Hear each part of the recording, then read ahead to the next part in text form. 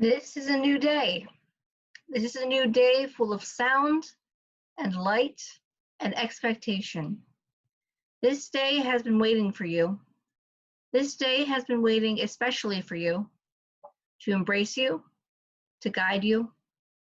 This day has been waiting with open arms just for you. This is the day we have been given. Let's not waste it. Come now and let us worship together. Welcome to UUIO, the Unitarian Universalist Church of Youngstown. We are a unique church. Our members are not bound together by a shared creed, which means you do not need to sign your name to a set of beliefs to be a member of this church. Instead, we are bound together by a commitment in our life in the here and now, and the life of our neighbors in the here and now, guided by love, compassion, and justice. There are a few announcements this morning. Today, Sunday, May 17th, from 5 to 6 p.m., we're having an adult forum on the subject of post-pandemic education. The coronavirus pandemic has caused major disruptions in all levels of education. How will these changes impact the future? Satcher will lead the general discussion. The next Youngstown Story Lounge will be held Friday, June 5th at 7 p.m. around the theme of summertime. And they're looking for 6 motivated folks to tell a 10-minute story of an unforgettable summer experience. What is your favorite summer memory? A summer job, an exotic trip? Why not revisit your summer story and share it with a friendly and enthusiastic audience? And if being an audience member is more for you, great. Join us for an enjoyable and relaxing evening while supporting and encouraging our storytellers. Finally, there will be a Women's Summer Solstice Circle facilitated by Cheryl Chartle, founder of Venus Rising. Coming together as women in a circle of love and support to share our wisdom is an ancient practice that assists us in stepping into our feminine power. Sisterhood uplifts, supports, and nourishes us as we take our rightful place of leadership in the world. We need sisterhood to thrive as women. Our first journey will include 4 weeks to explore the wisdom and power of summer solstice. We'll gather with women in our community who are curious about the ancient wisdom of aligning our lives with the cycles of nature, including a virtual summer solstice ceremony. We begin our journey on May 29th from 2:30 to 4 p.m. And I want to know that this is an open invitation to anyone who identifies as a woman. If you are in need of financial assistance, there are still funds available in the minister's discretionary fund. Please contact Reverend Joseph. It is confidential and immediate. Now I'd like to invite Michael Harvey to give us his chalice lighting. Hello, everyone. It's Harvey again, and I just want to start by saying I love you all, especially if you don't particularly care for me. The service blurb asked, "What is change?" And change is when something large or even small is different in some way. Things are different all the time. In my opinion, change is the inevitable, ubiquitous constant, and our ability to think things can stay the same is the real problem. Civilization as we know it perpetuates that notion and leads to an even greater delusion that there was ever a time when things were great for everyone. Nowhere in history has a utopian society existed that was great for everyone and all of the people living in it. Slaves or indentured servants or serfs or whatever word you use to describe the working class has toiled under the yoke of emperors, kings, chiefs, or whoever. And perhaps native cultures in this hemisphere were different, but we know they still warred with one another and offered human sacrifices about how utopian they were as well. However, with today's technology and a few tweaks, we can step through a doorway that could lead to such a society. We have to choose that change, though, and change our mindset. We have to choose because it has been my experience that true change has to be chosen and come from within. Otherwise, you're just reacting to a stimulus. And once that stimulus is removed, you either accept the change or you choose to revert back to old and comfortable habits. I'm not here to argue whether the current stimulus of the pandemic is oppression or our old comfortable habits were the oppression. Instead, I'm here to encourage us to accept change as the inevitable, ubiquitous entity that it is. Our bodies replace every cell roughly every 7 years, so we change no matter what. It is only in our mind that we stay the same. When we accept that, we will be free to change things for the better, to find ways to feed, clothe, and house not just the 8 billion people currently on the planet, but possibly 2 or 3 times that number. I mean, we live on land, and that's only 30% of the planet, and large swaths of that are largely uninhabited. Alaska, Canada, Siberia, the Sahara, just to name a few. And we pay money to kill food. Dandelions are edible, and people waste valuable resources killing them. We mow grass every 2 to 3 weeks, consuming fuel when we could grow grasses that make bread and mow them every 10 to 12 weeks. There are even ways to regenerate the earth while generating electricity. Feel free to contact me about my ideas about that. But I'll close now the way I pray. Good will conquer evil, love will conquer hate. Manaz, in Lakesh, Namaste, Ubuntu, love. A little love goes a long way. And we light this chalice in the hope that we walk through this doorway to love and freedom and healing for everyone.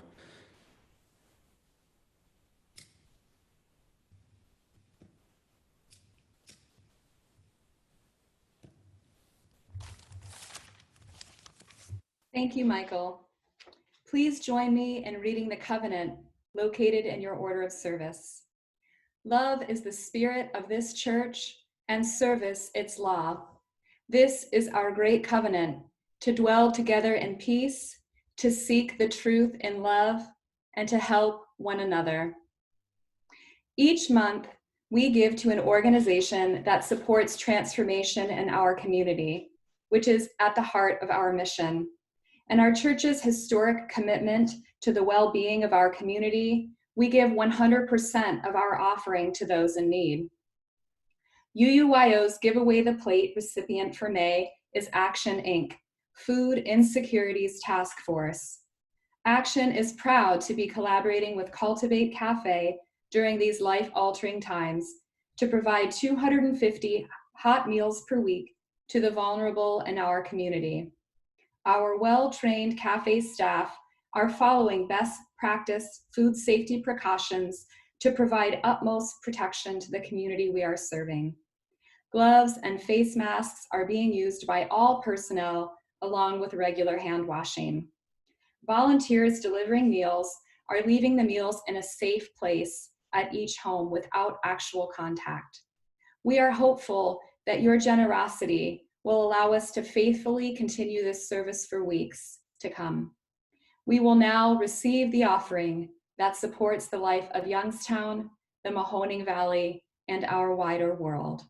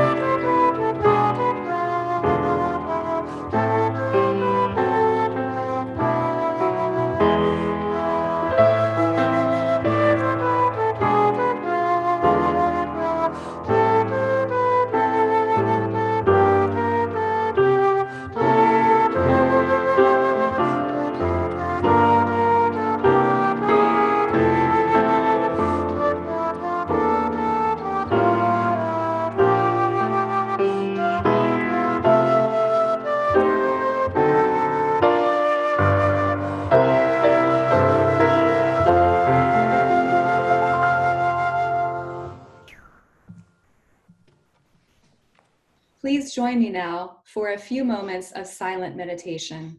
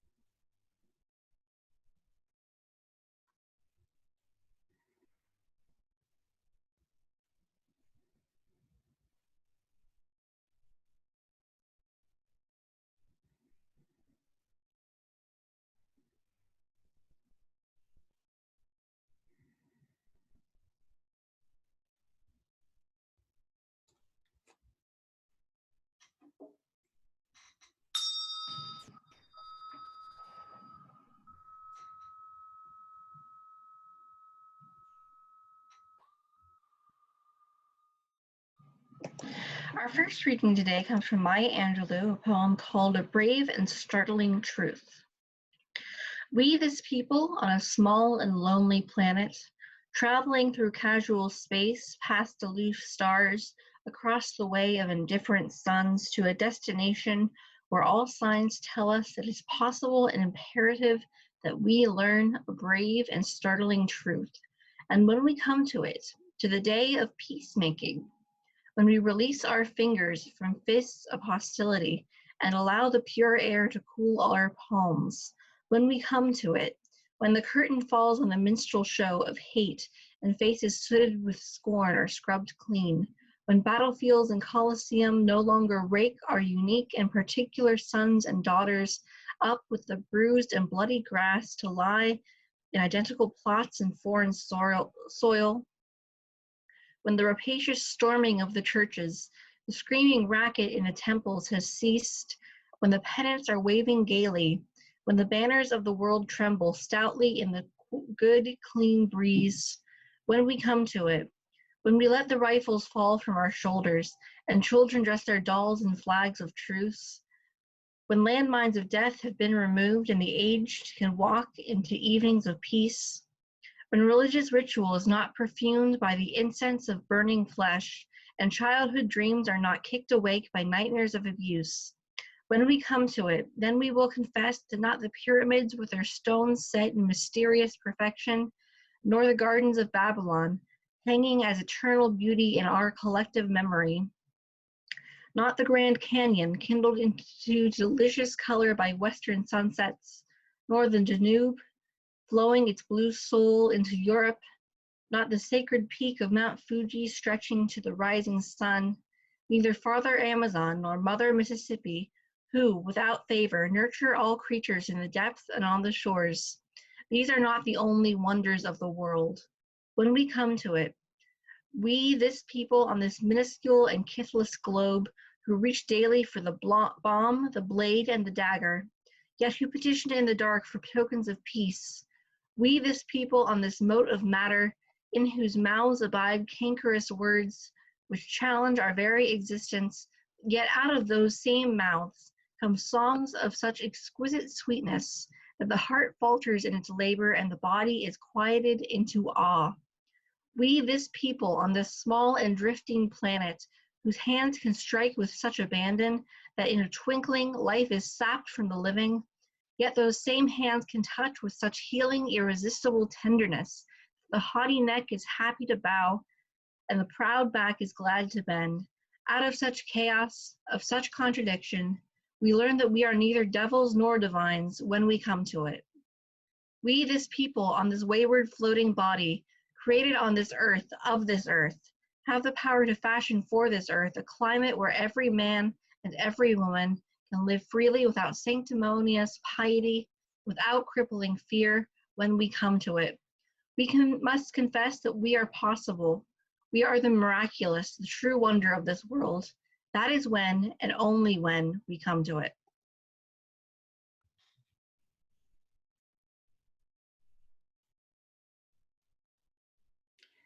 We are living through a new phase of the pandemic, one filled with uncertainty and mixed messages.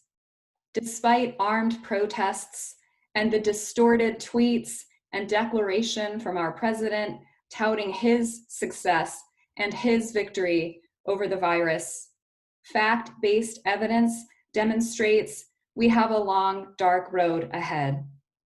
While this pandemic has brought human planetary domination to a pause, we are still in grave danger.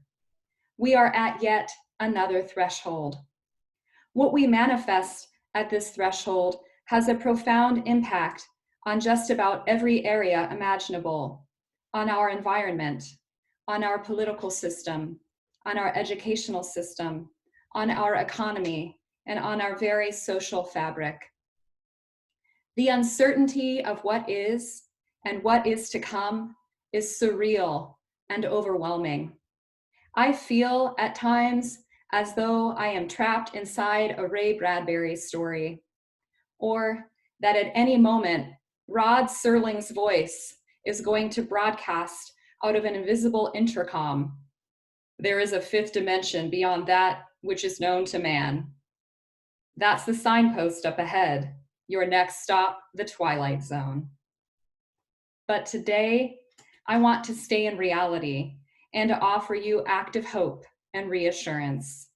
I want to remind you that the decisions we make at this threshold, both individually and collectively, will resonate for generations to come.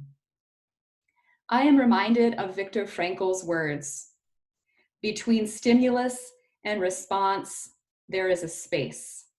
In that space is our power to choose our response. In our response lies our growth and freedom." Almost daily, I feel pressed into this space Frankl describes, and I am learning gradually that the choices I make do make a difference. So what will I manifest individually at this threshold? What will you manifest individually at this threshold? What will we manifest collectively in our crossing over? How do we activate our true sense of interconnectedness to save our lives and the life of our planet that sustains us? Though I don't have all of the answers, or perhaps any, my one great hope is that in crossing over, we can shift, both individually and collectively, from approaching these inevitable uncertainties with fear and anger to an approach more grounded in love and compassion. One great truth I have been reminded of while standing at this threshold is that life is sacred and it is not permanent. And to approach the sacredness of human life with fear and anger, to cling to fear and anger is a lose-lose situation. At this threshold, I am choosing love and compassion again and again and again. With the excesses of life stripped down and less opportunity to escape from the hard truths that are laid out in front of me, I have had the ability to slow down enough to contemplate Frankl's space between stimulus and response. I realize, as Alexander Pope said, that to err is to be human. And I know I won't get it perfectly every time, but lately in this space, at this threshold, I have been asking myself a question when I feel squeezed. Intense, anxiety-driven moments, of which there have been many lately, instead of spiraling out of control, I am learning to stop, to breathe, to pause, and to ask, what am I doing to manifest the divine? When I practice this basic and easily accessible exercise, I am reminded that small changes have the potential to create large shifts. First, I want to explore from an individual perspective what it is like for me standing at this current threshold.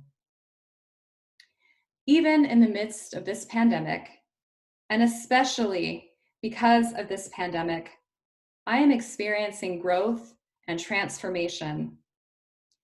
An important threshold I crossed over recently is one from perceived scarcity to realized abundance. Pre-pandemic, I worried myself with thoughts that I wasn't enough, that I wasn't a good enough human, daughter, teacher, mother, that my modest teacher salary would not provide for all that my daughter might need and desire in life.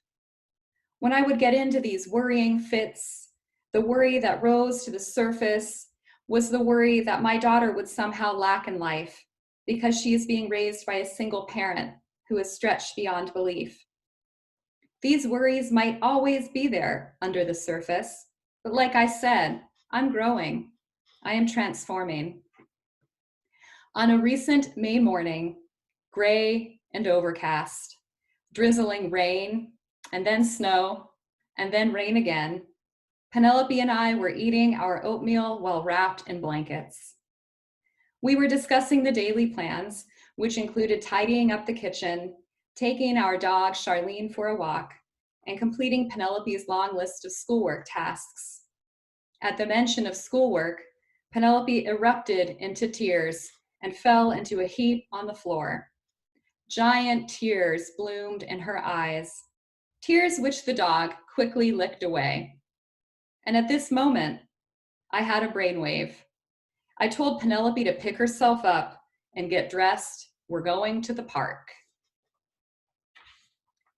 When we pulled into the Lily Pond parking lot, we celebrated that we were the only car.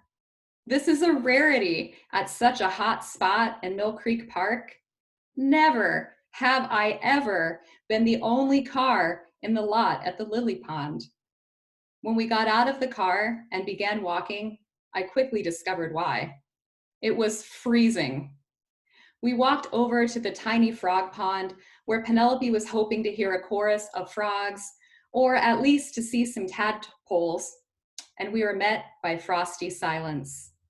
I was shivering a bit, but chalked it up to the fact that I am always cold. Penelope, who even as a baby kicked off her swaddling during a polar vortex, looked up at me and said, "Mommy, I'm cold." Determined to continue our celebration of being the sole visitors at the Lily Pond, I grabbed a stadium blanket from the car and wrapped it tightly around Penelope. We made sure she could walk without tripping, and then she looked up at me and said, "I'm ready for a long hike, Mom. I can hike forever." And we did hike forever. Circling the pond twice, Penelope wanted to head up to the old tree trail and continue to walk to Lake Glacier. She wanted to stop for every May apple and bluet and spring beauty to capture a picture. By the time we made it back to the pond, I was exhausted from keeping Charlene away from the voles' homes and chirping chipmunks and scurrying squirrels, and Penelope asked for one more turn around the pond. Cold and tired and anxious to get back to all the awaiting tasks, I hesitantly agreed. Walking across the floating bridge, Penelope paused for quite some time. I kept walking with the dog and finally shouted to Penelope, "Come on already." She stayed positioned in a squat, staring out at the water. "Mom," she said, "it's like we switched places. I'm like you at the art museum. When I want to rush by all the paintings, and you just sit there and stare at every artwork. Mom, I think I figured out that the Lily Pond is my museum." I finally paused. What the heck was I rushing for anyways? I stopped. The dog sat. Moments after, a half dozen koi and goldfish came swimming right by the shore. Penelope jumped up and grabbed my hand and gave me a look of unbridled joy. I told you not to rush, Mom. In this moment that I slowed down and savored, I realized the abundance of gifts of the inner life that I possess and have shared with my daughter over the past 6 years. These are gifts we all possess. I realize that in all of these ordinary moments of our lives, the divine is within, ready to be called forth and experienced, especially during uncertain times. Absolutely, when we pause in that space between stimulus and response. In closing, I want to leave you with the question, what will we manifest at this threshold collectively? In contemplating the answer, remember Frankel's space between stimulus and response. Remember that both our individual choices and our involvement within our faith communities factor into the answer. Something that I have known, but that has become crystal clear on the threshold of this pandemic, is that the role of our faith communities are essential in the crossing over. I am thankful to all of you that are a part of the UUYO faith community, as well as to Linda Scharf for creating and maintaining a meditation group throughout this time. These collectives are proof that love and compassion can and will prevail over the fear and anger that threatens to strangle our nation. Though I still consider myself a new member, I celebrate a year of membership at UUYO this month. When I reflect back at how being part of this community has transformed my life, my heart is overwhelmed with gratitude. Being a part of this faith community has given me the strength and fortitude to face the uncertainties and impermanence that are a part of life, and especially allowed me to reflect on the question, what am I doing to manifest the divine? Thank you.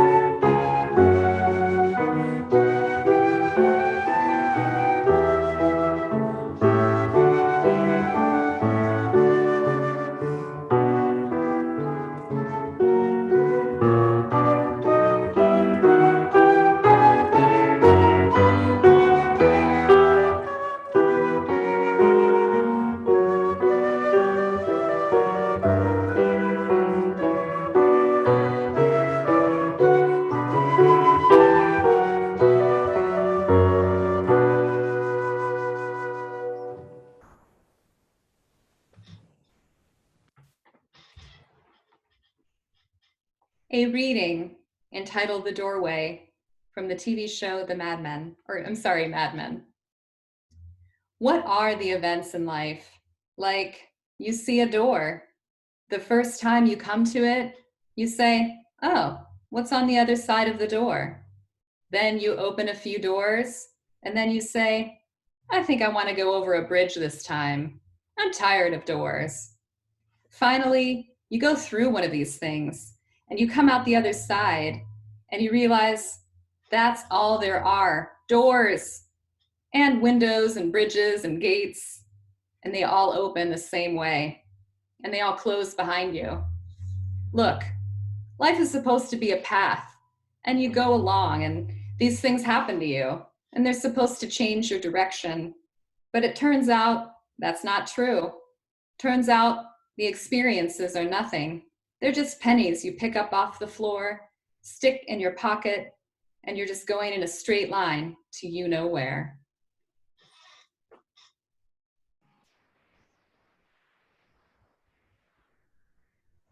I want to talk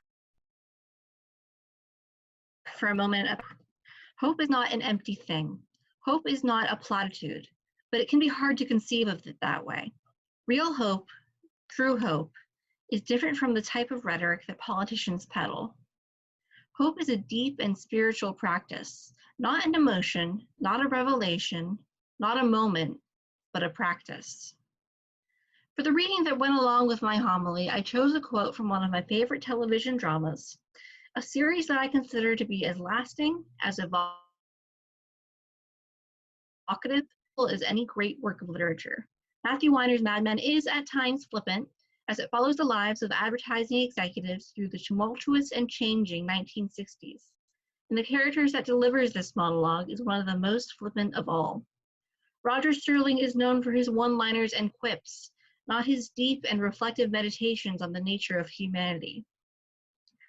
This scene catches him in the middle of a therapy session, trying to make his therapist laugh. The episode is named for the doorway that Roger describes. Thresholds can seem new and exciting. The immediate association for me is a bride being carried over the threshold, or of standing at the threshold of a deep, dark woods where mystery waits beyond. I want to talk for a moment about hope. Hope can be found in possibility, and to me, that's what a threshold represents, the thrill of the unknown. You don't know what's on the other side. You won't find out until you get there what's waiting for you. And I believe it's human nature to see the unknown and assume that something good is waiting on the other side. We condition our own brains. We are creatures not so much of hope, but of habit. The more we try to be hopeful, to engage with the world in a hopeful and optimistic way, the less we will fear the unknown and the more comfortable we will be engaging with things we have not engaged with before. When faced with a doorway, I think there is potential for a sense of wonder, the sense that something good is waiting for us. But what Roger describes is not a sense of wonder. It's not even a sense of dread for what the unknown holds for us. He makes the argument that there is no such thing as the unknown. Trying to pass off cynicism as humor, he argues that nothing ever changes and nothing ever will. The things we go through, according to Roger Sterling, do not change us. Perhaps nothing ever does. It brings to mind another quote from the same show. Change is neither good or bad, it just is. Change is inevitable, but what brings it about? Human nature is stubborn and reluctant to change. It seems that it takes catastrophic events to pressure us, push us to the brink, and force us to change. But are we changed after these catastrophic events? Or are we just variables upon variables, the same selves that we were before? Experiences are nothing, Roger says. What once was wonder becomes cynicism as we grow. But isn't that a change in and of itself? We are going through a catastrophic and cataclysmic event right now. And so many of us just want things to go back to normal. But what was normal? Essential workers not being paid a living wage, employees hesitant to call in sick for fear of losing their jobs, a massive divide between the rich and the poor, and a callous suggestion that those without simply pick themselves up by their bootstraps. I want to take this final moment to talk about hope. Hope can be angry. Hope and anger can be part of the same thing. They can come from the same place. If we are not defined by our experience, the things that happen to us, then we must be defined by the way we choose to react to those experiences, the way we learn, grow, and yes, change. As I have talked about before, we are in the middle of a great and seismic change. We are in the middle of a defining moment in our history. It is up to us how we react to the catastrophic happenings all around us. We must own our decision and own our choices and not be helpless in the face of disaster. This is a moment that may define us for decades. I have hope that things will not go back to normal, but that we will emerge from this crisis with more empathy, more compassion, and more hope. Please pray with me. As we stand in this moment at the threshold, let us remember the blessing of goldfish and koi and the beauty of the world seen through the eyes of a child. Let us know the divinity within ourselves and the divinity that surrounds us. Let us remember that change is neither good or bad, it just is. Let us support each other through these times of change. Let us be there for each other in these tumultuous times. And remember that hope is an exercise and a practice. Let us practice it together. Blessed be.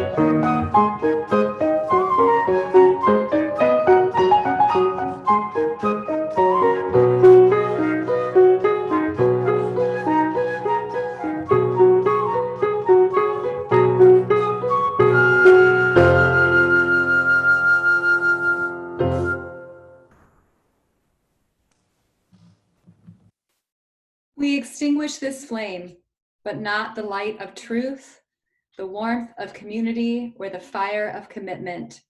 These we keep in our hearts until we are together again. As you depart, please remember the one great fact. You are loved and never truly alone.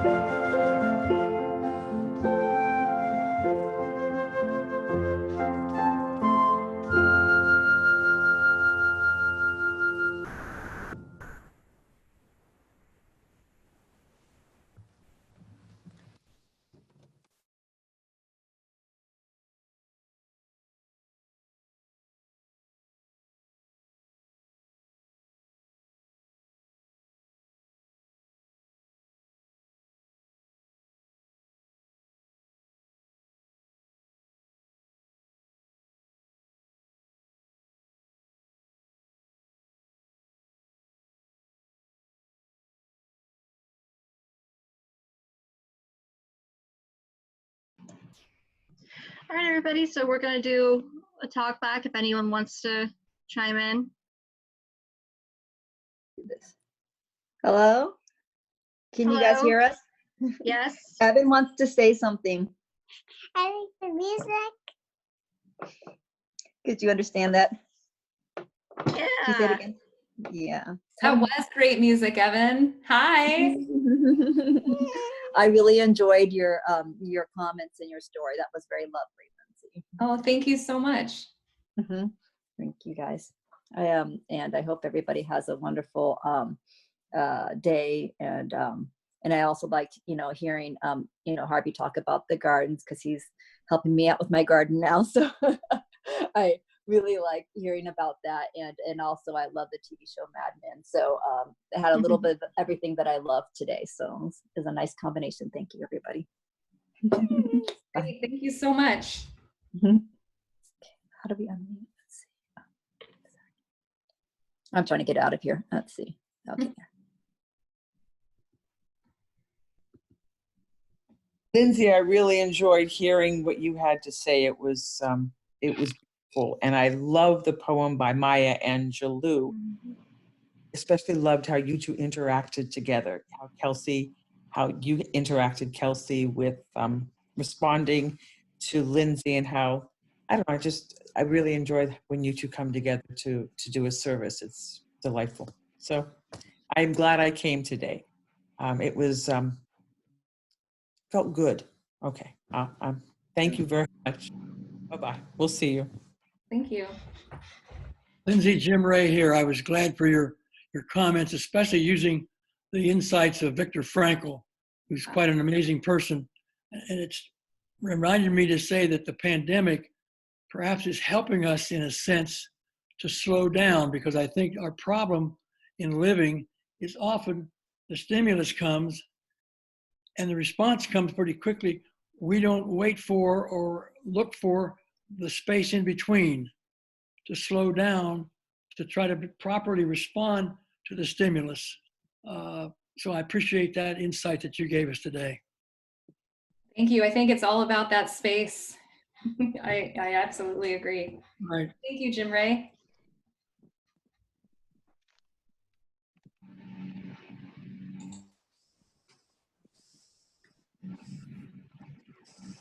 Hey, this is Lisbeth. Hey. I understand from Jim Rogers that today is Beth Foster's birthday. I don't know if she's able to participate in these. I don't know if she's phoning in, but maybe we could all reach out in our way and wish her a happy 91st birthday. Absolutely.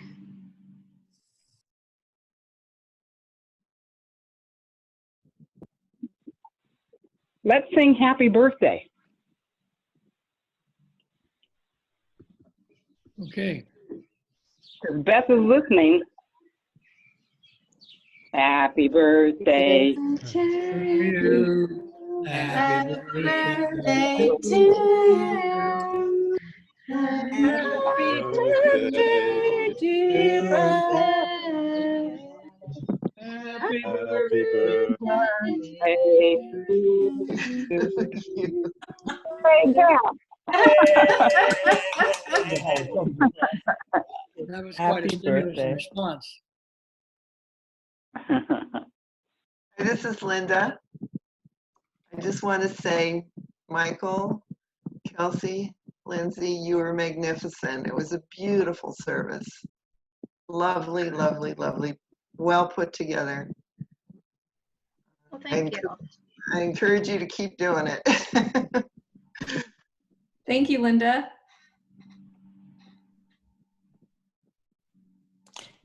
I'm sure that Michael did a great job too. I heard some of what he had to say. I came a little bit late, but yeah, the chalice lighting was very good. All right, enough said. But I just love, it's because I love listening to women who are just so enlightened, and Kelsey and Lindsay are so enlightened.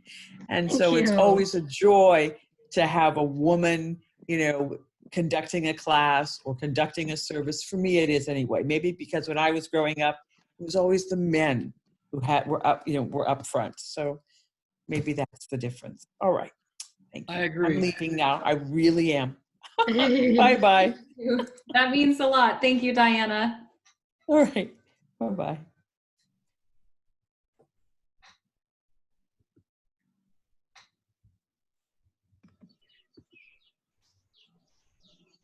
Yeah, thank you, Michael, also for bringing to mind this concept of sharing resources in an ever increasing population. And in every little thing we do, we can probably find ways to share more. So thank you, Michael, and Lindsay and Kelsey, of course. This was a wonderful way to make meaning this week for me. Thank you. I'm so happy to hear that, Paula. Thank you.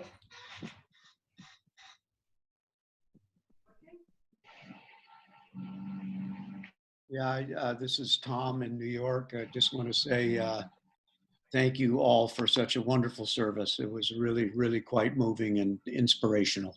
Thank you. Thank you. Thank you, Tom. Good to see you both. Hi, Lindsay. Hello.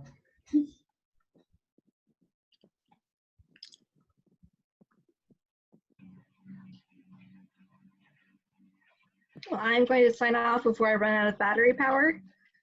Great to see everybody. Bye, Kelsey. Bye, guys. Bye. Have a wonderful week, everyone. It was a pleasure to be with you this morning. Yes, it was. Thank Thank you. you. Bye-bye. Lovely to Thank see you. everybody. Bye-bye. Bye. Bye. Bye. Thank you for the great service. Have a great week, everyone. Thank you.